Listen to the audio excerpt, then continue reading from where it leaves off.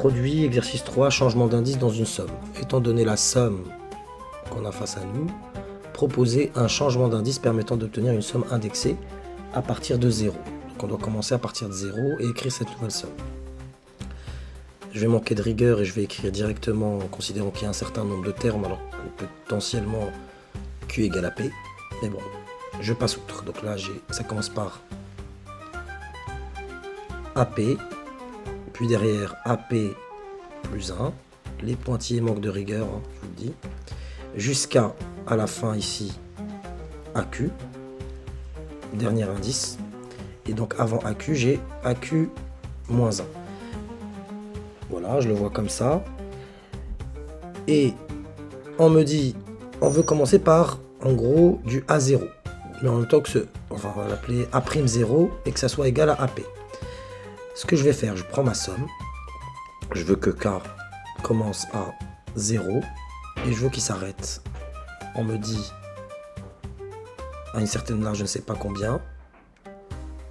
Et je trouve l'indice là, mais que ça me donne AP plus 1, etc. Ce que je peux faire, tout simplement, puisque j'ai P au début, on peut dire ici comme indice, je vais poser. On va essayer de réfléchir. Donc, je dois obtenir AP. Et K vaut 0. On va dire,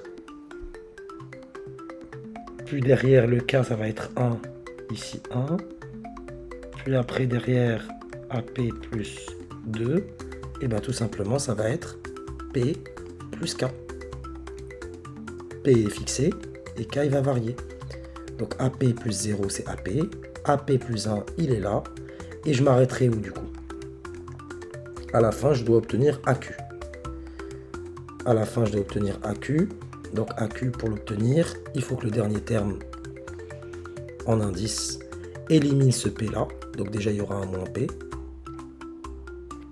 Et ça va être Q. Vérifions-le. Regardez bien. AP plus pour le dernier terme. Donc le K, il va aller jusqu'à Q moins P plus Q moins P. Ça va me donner AP plus Q moins P qui est bien égal à AQ. Et voilà, c'est réglé. C'est un peu de technique, un peu d'instinct. Voilà, c'est des automatismes